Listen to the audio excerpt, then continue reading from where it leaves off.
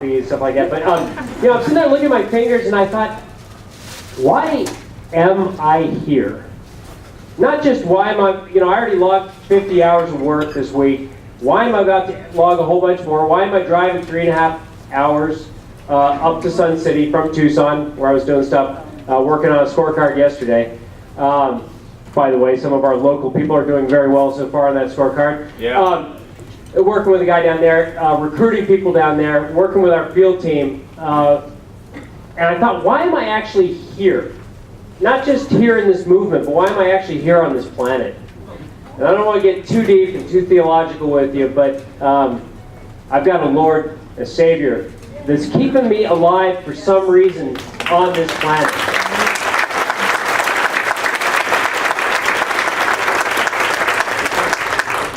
And you know, I'm the last guy to go around, you know, preach. They say the people who preach it the most need it the most, and you know that's. So I'm not going to get too deep with you on that. But for some reason, I'm still alive. I don't know how much longer I've got, and I'll bet you're thinking the same thing sometimes when you think about it. And your doctor may have told you that you don't have a lot, but none of us knows. And so the question is, how are we going to make a difference here? As long as we're alive, we're supposed to have a mission. And that mission, for all of us, I think has got to, well, you know, I'm not speaking for everybody, but I think there is that spiritual thing that's probably got to be right on top. And then we got our families, and my family was actually in Tucson with me, and I left little Abigail in her bed, and little John, he's 2.5, she's 5.5. I left them in their beds this morning, and I got to tell you, they are so cute. They're so cute, and I thought, why am I going on a Saturday morning? Why am I not with them? And the reason is because we've got to save this country.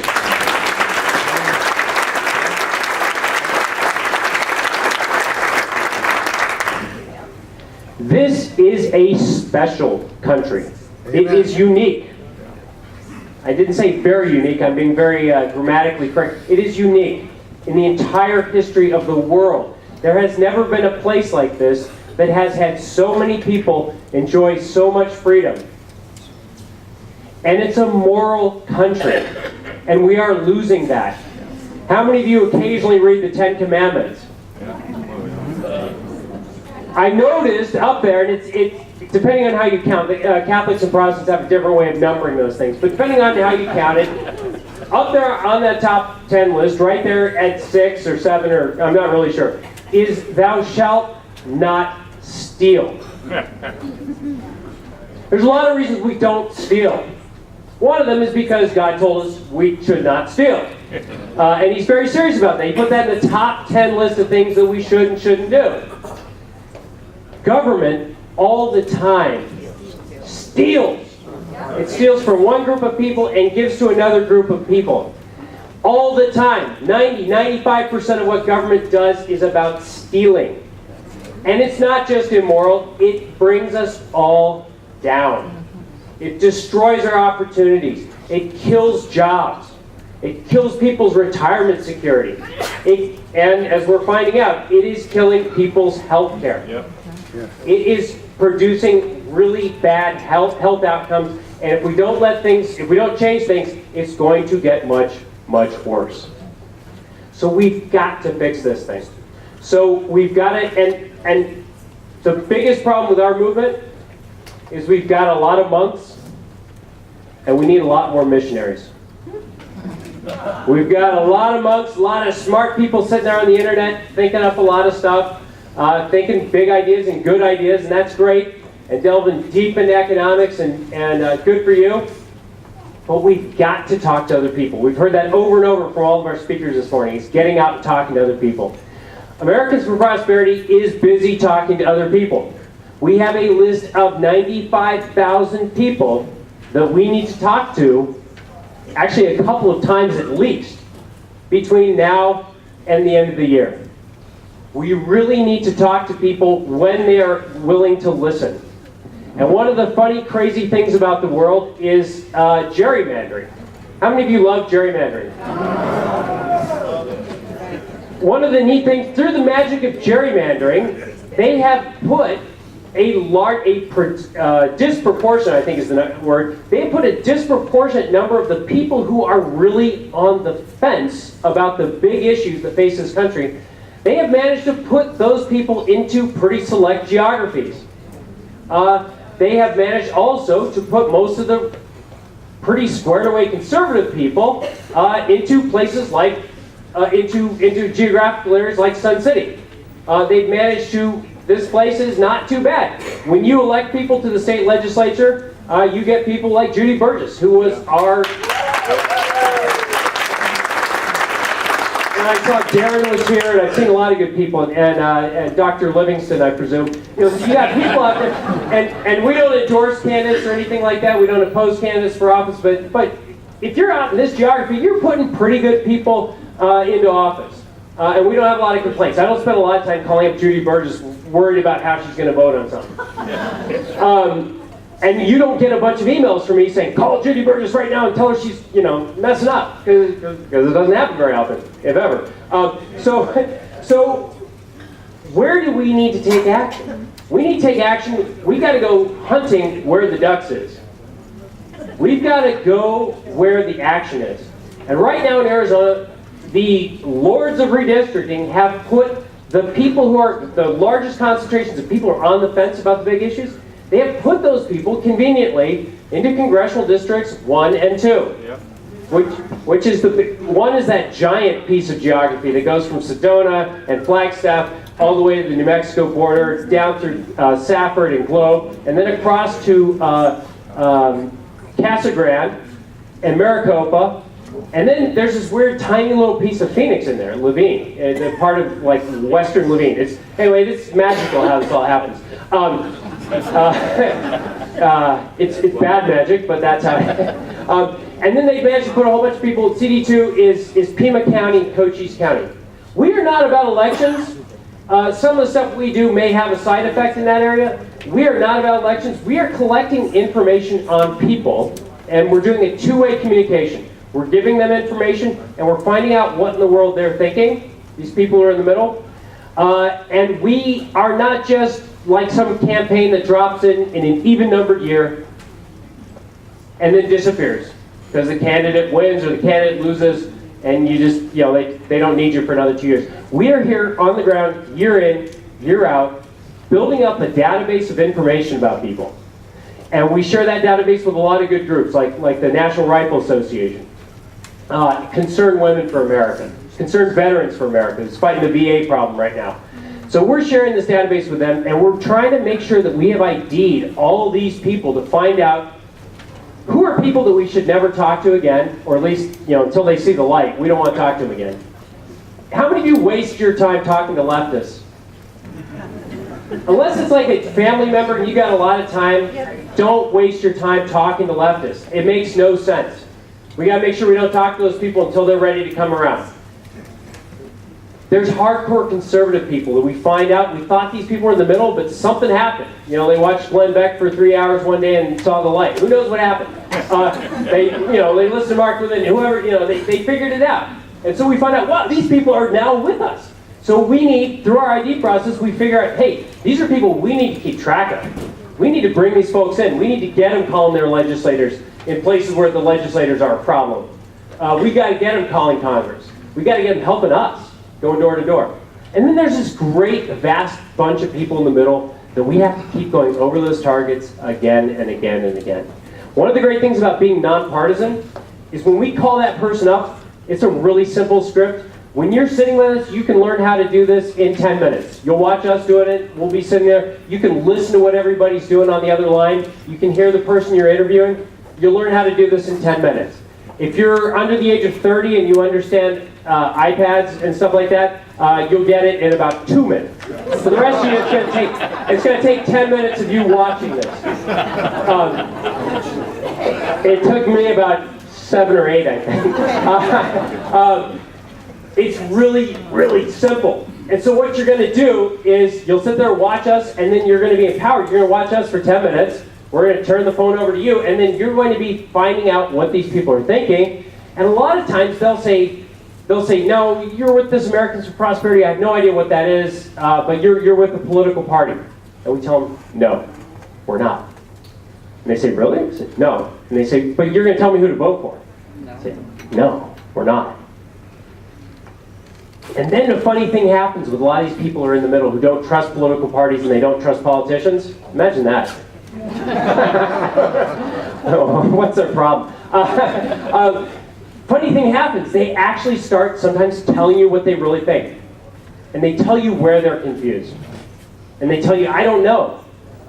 And that's a target that we can go back over many times this year, and if necessary, the year after that and the year after that, to make sure that we're sending them postcards, we're sending people to their doors, we're going to educate them. We need missionaries. I don't know how much time I've got left, because I know I'd like to get us back on schedule if we can. No. Somebody has a clock. We should try to wrap it up. So, yeah, I like to try to keep things on schedule. So when we hold a phone bank, we'd like you to work with us from 6 o'clock to 8 o'clock, and that's it. We don't want to call people after 8 o'clock. We want 2 hours of your time. We want 2 hours of your time every week if we can get it. And if everybody in this room did that, we would have all of the volunteers we need in Arizona to make a huge difference in terms of what people are thinking in the places where it really matters most. If you do it, if you help us, and we got people in green shirts around this room who want to help you help us, it's amazing what we can do. But we got to do it one phone call at a time and one door at a time. And that's it in a nutshell. So please, please help us. Thank you. And you can find information to connected to help them in the handouts that you got when you got here.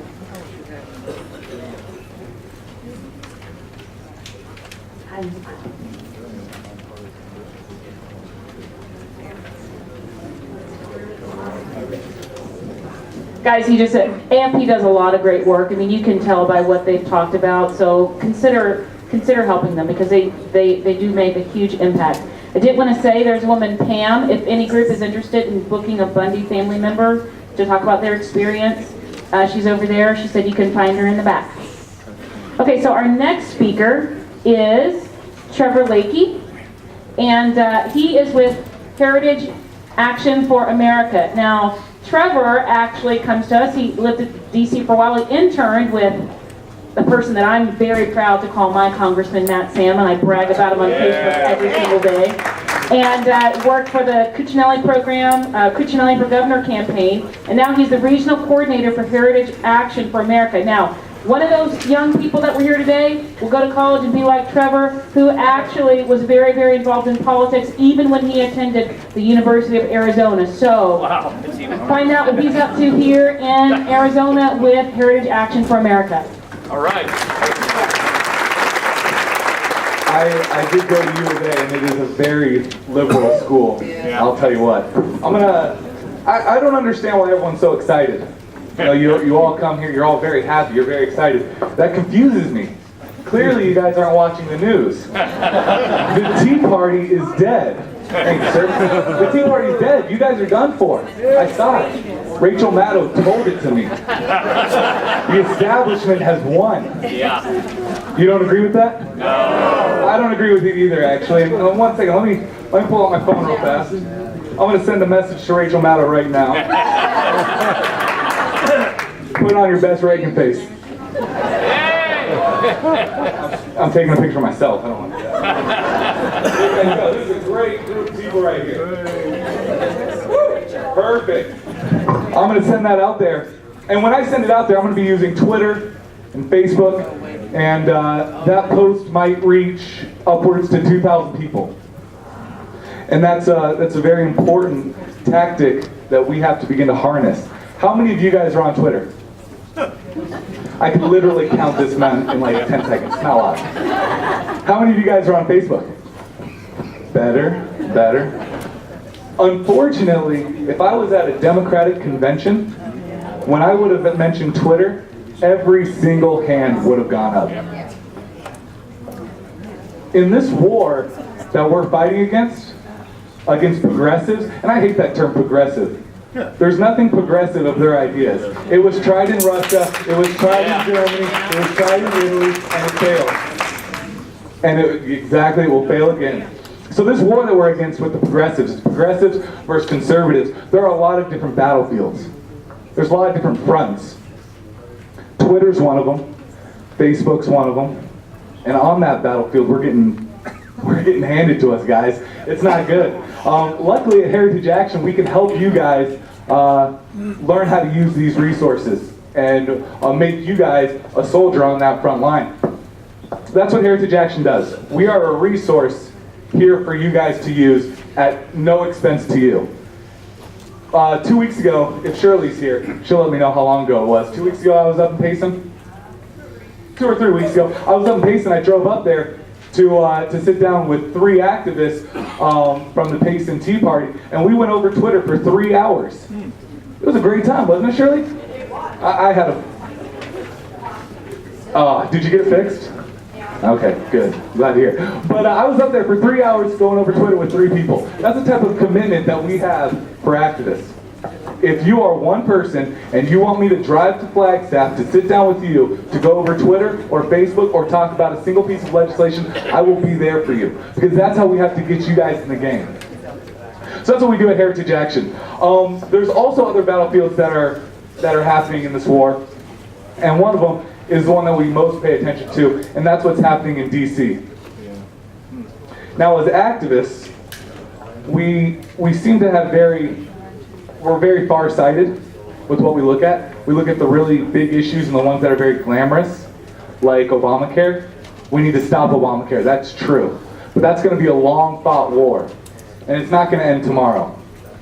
We need to make sure the border's secure, especially here in Arizona, but that's not gonna happen tomorrow. We need to get our debt under control so future generations aren't brought into this world owing thousands and thousands of dollars. That's right. But these are battles that are down the road. There are battles happening every day in DC that you aren't aware of. Or maybe you are, and I hope you are. But there are these mini micro battles. How do you eat a whale? One bite at a time. And you're not involved in these because you don't know about it. Who's heard of the Export-Import Bank? That's not enough hands, guys. The Export-Import Bank is crony capitalism at its best. I'm not lying when I say we give money to other countries like Russia, which we're supposed to have a sanction with. We give money to companies in Russia to buy our products. That's too easy for politicians to line their pockets. If you don't know about the Export-Import Bank, you can't be involved in that battle. How do you expect to win if you don't even show up to the fight? So Export-Import Bank is very important. And that's a battle that's going on right now. So if you want to know more about that, come talk to me. The other is Enlist. Who's heard of Enlist? Even less people. Come on, guys. Enlist. Like you enlist in the military. It's got a very cool acronym. But what Enlist was, and I'd love to inform you on it, but I don't have enough time. I'll just go over it quickly. Military service for amnesty. Are you kidding me? Last time I heard, military service was supposed to be an honor and a privilege, not a way for backdoor amnesty. And we fought that. We fought that here at Heritage Action, and we stopped it from being added to the National Defense Authorization Act last week, so it didn't get added in. By we, I don't mean Heritage Action, I mean our activists, the ones that make the phone calls. If you did not send out an email to your representative on Enlist, you were not part of that battle. That's not how you win the war. There's all these little issues that we want to inform you on and we want to educate you on here at Heritage Action. That was my main spiel. Let me get into this real fast. Whoa. I lost something. I think it might go up. Anyway, Heritage Action. Let's see how much of it I remember. Who's heard of the Heritage Foundation? Yeah. Of course, everyone's heard of the Heritage Foundation. Heritage Foundation is the conservative beast of think tanks in DC. It was started in 1973 by Dr. Ed Feulner, who's a great guy. And it did 40 years of sound research by itself. But then the Obamacare fiasco happened. And the Heritage Foundation put out so much research saying, you know, your premiums are going to go up. You're going to lose your doctor. If they would have said the website was going to be a complete failure, they would have hit the trifecta. After that whole problem, and we realized, or the Heritage Foundation realized, you can only try to convince representatives to vote a certain way with facts up to a point. Eventually you have to put their livelihood at stake. And politics should never be a livelihood to begin with. Right. But eventually you have to put their feet to the fire. So they created Heritage Action for America. We are their sister organization. They say for every action there's an equal and opposite reaction. Obamacare was an action, Heritage Action was the reaction. Yeah. Do we have the presentation back up? Oh man, I'm just freestyling it up here, guys. Oh, it's gonna have to be reloaded in? Well, I probably don't even need it. If you guys want, we're part of the breakout session, we can go over it then. But basically what we'd like to look at is, first off, what is activism? You guys are activists because you're here. You're not at home watching the Kardashians. I don't know if you keep up with them, I don't. You're not at home watching the basketball game, it's game 6, I don't know if you're interested in that. Because you understand that the future of America is so important that these things can wait. Your grandson's not going to ask you, your great-grandson's not going to ask you what it was like to keep up with the Kardashians. They're going to ask what it was like to be free. Yeah. And what are you going to tell them? How are you going to say, well, I fought against it this way, this way, this way? That's what we want to do. Oh, are we up? There's other ways that Heritage Action would, we were talking about this, that there was going to be something that went wrong. Turns out it was going to be you while I was up here. Other ways that we like to help our activists, like I said, we are a resource to be used by you guys. We have a weekly conference call with all of our Sentinels across and Sentinels is just fancy word for activists. We have a conference call with all of our Sentinels across the country every week where you're on the phone with our political director in DC. You're going to hear about legislation you never heard of. You're going to hear it to the details, so when you call your representative, you can be more informed on that piece of legislation than the legislative aide. I used to see the look on their face when you tell them a fact they didn't know about a piece of legislation. It happens. There's no reason you all can't be little legislative aides for your representative. We also want to look at how Republican is your district, how conservative is your district. Who's in Gosar's district? Did you know he has the most conservative district in the state? Exactly. If you're, everyone did. I don't know what I'm doing up here then. If you don't know your district, you can't make a difference. That's not a thing, but it is now. What I want you to do is call your representative, and when you're talking about a piece of legislation and they have an election coming up, so they don't want to step on any toes, you let them know how conservative Gosar's district is. No, you can do this. It was the Tea Party that put you in there. It's the Tea Party that can take you out. Right. And I love Paul Gosar, don't get me wrong. He's a great guy. But we got the wrong presentation up there.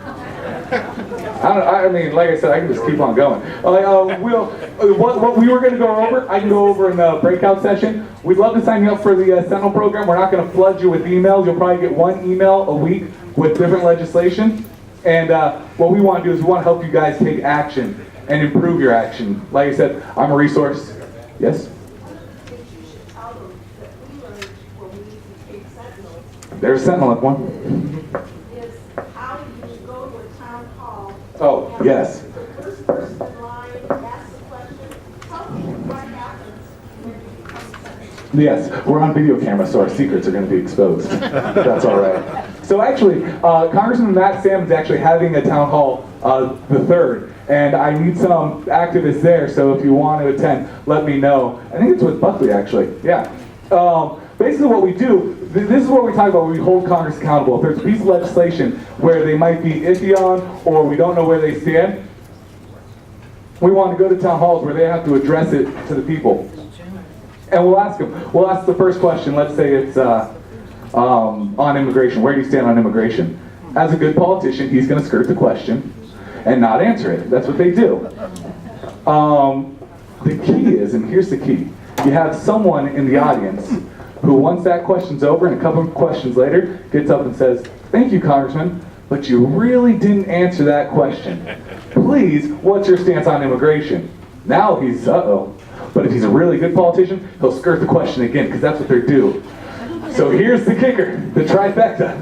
You have 3 people in the audience to ask about one question, because I guarantee you if he doesn't answer it by then, the audience is going to burst out laughing, and he's going to be left there with nothing to do. They got to answer it.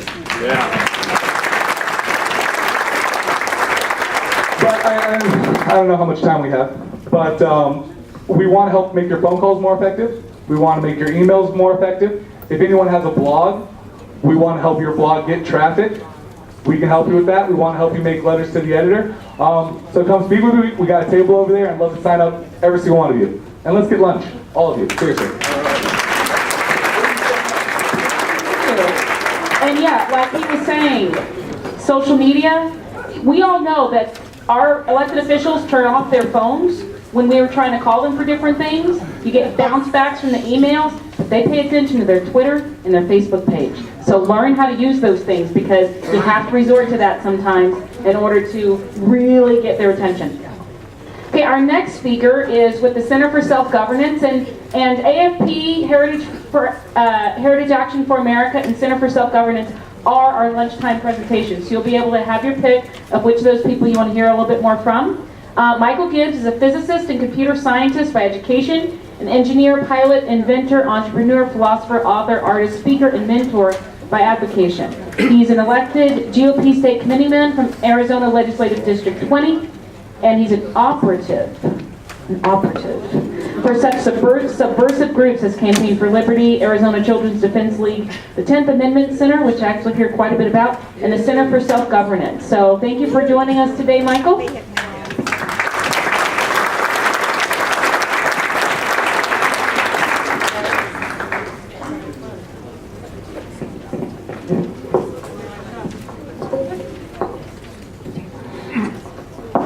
If I'd known they were going to read all of that, I would have made it much shorter and less self-aggrandizing. but I was trying to think of, I've been on the planet for more than half a century. Have I done anything worthwhile? Anyway, it's really a pleasure to be here today. Thanks for the opportunity. Trevor is right. There's a war going on. The Center for Self-Governance is all about training the warriors. How many of you consider yourselves to be political activists? Everybody? Okay, well, we're done here. But maybe your friends and neighbors are not. And they like to tell a story when if you are interested in taking some of the classes from the Center for Self-Governance, about an incident that happened just about the day that the Constitution of the United States was signed. It's a story of a woman that approached Benjamin Franklin on the street, and she's coming out of the convention. The ink was still wet on the parchment. And she said, "What form of government have you given us, sir?" I'm sure you're all familiar with the story. And his famous response, "A republic, madam, if you can keep it." What does that mean, if you can keep it? There's so many people these days that think that a republic runs on autopilot. We elect a bunch of people, go to sleep for 4 years, watch the football game, and hope they do a good job, and then we come back later and we're all upset because they screwed everything up. And that's because it doesn't run on autopilot. It requires active engagement by citizens all the time. Not just during the election cycle, not just during the legislative cycle, but all the time. And that's our job, is to engage our government. To control our instituted government is what we need to do. Who's in control right now? Citizens or the legislature? When we told them we didn't want Medicaid expansion in Arizona, what did they do? They did anyways. So who's in control? Do we control our federal delegation? No. They do whatever they want, right? $17 trillion debt, is that what we want? No. Our state legislature, our school boards? No, our school boards won't even let our veterans come and talk to the kids about what the price of freedom is. We're not in control. but we need to be in control. So if you're like me, you're probably frustrated. Oh, well, you know, I write to my legislators, I find the candidates I like, I try to vote for them, and sometimes they win, sometimes they don't win. Sometimes the issue that I'm concerned about wins, sometimes it doesn't. We can ride that roller coaster up and down all the time. Keeping the republic is not about focusing on a particular issue or a set of issues. We all have issues that concern us. It's not about focusing on a particular candidate. Candidates come and go, politicians come and go, right? It's about a long-term focus. We're not day traders in politics. We're in this for the long haul. And that's how we keep the republic. Okay? During the election cycle, when everybody else is worried about who's getting elected, we're worried about the bigger picture. During the legislative cycle, when our representatives are doing things that don't represent us, we're down there learning from what they do. Who are the pillars of freedom, the pillars of self-governance? Who are the obstacles to self-governance? Because what a legislator does when they start voting is they out themselves. We find out, are they our friends or are they our enemies, right? So a crucial part of maintaining our control over government is to know who our friends are, who our enemies are. Right? So one of the things that we do, Center for Self-Governance, is teach people how to engage government effectively, how to control instituted government. And it's not just a simple recipe. We need to learn how the system works.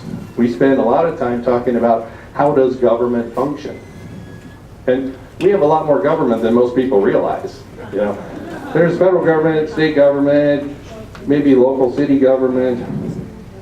There are county board of supervisors, but there are so many different levels of government that most people don't see. They're purely bureaucratic. Various taxing districts and so forth. So there's a lot of government happening that goes on behind the scenes that we're not even aware of. So we need to learn how all of that works in order to be effective. If we're going to train people to go into that battle, they need to know what they're doing.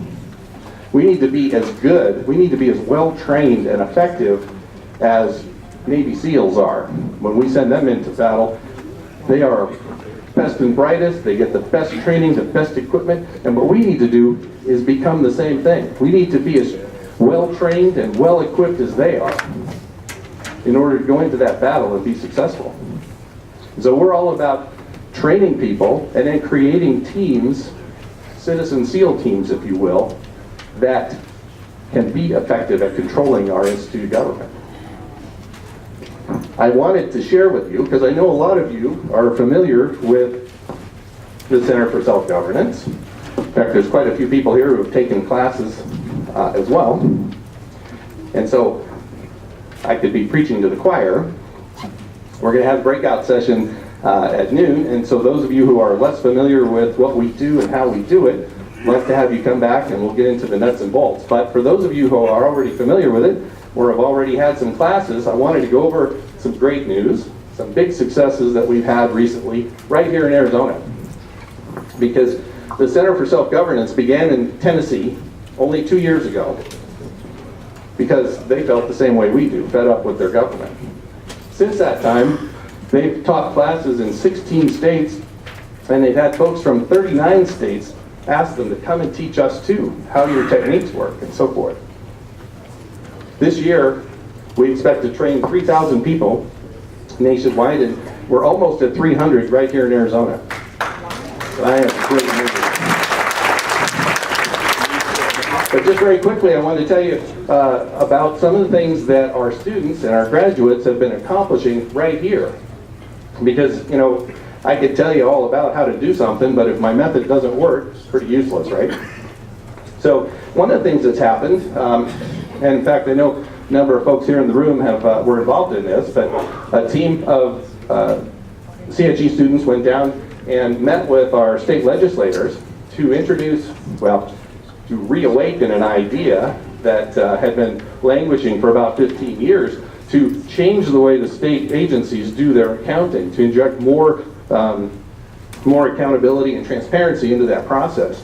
So after a bill that would basically have accomplished that has been sitting on the shelf collecting dust for 15 years, this team went down there and actually got them interested in the idea again. And so that thing is actually seeing the light of day. So, you know, there's a long way to go yet with that, but it's finally getting some attention. We also had a group that worked together to, I just want to read you a couple of these success stories that we got in.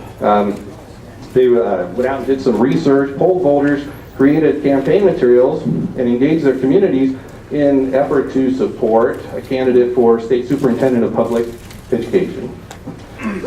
Now, CSG does not endorse candidates, and they don't get involved with particular issues, but what we do is give you the tools to form teams with people who have the same ideas and the same concerns and make you effective at getting those things done. In Gila County, a CSG student who's also a member of the school board up there was working on her level 2 homework. I should mention that the training program is 5 levels of classes, so she was about halfway through. Wrote an op-ed that was published in a local newspaper that brought to the attention of the community the issue of reclaiming state lands for the benefit of education funding. So many of you probably are aware that only about 14% of the state of Arizona is under the direct control of the Arizona government. Most of it belongs to the federal government, the Indian reservations, and so forth. So what she was trying to do was educate people on the idea that, you know, land represents a tax base, and that money is often, I mean, the half of the state's budget goes to education. So not having that land available to us means we don't have that money for our schools. So that was a big accomplishment up there. At Sierra Vista, CSG students running a ground game supporting a slate of self-governance candidates for the city council and mayor. They're going to take over that town with people who believe in freedom. Here at Tempe,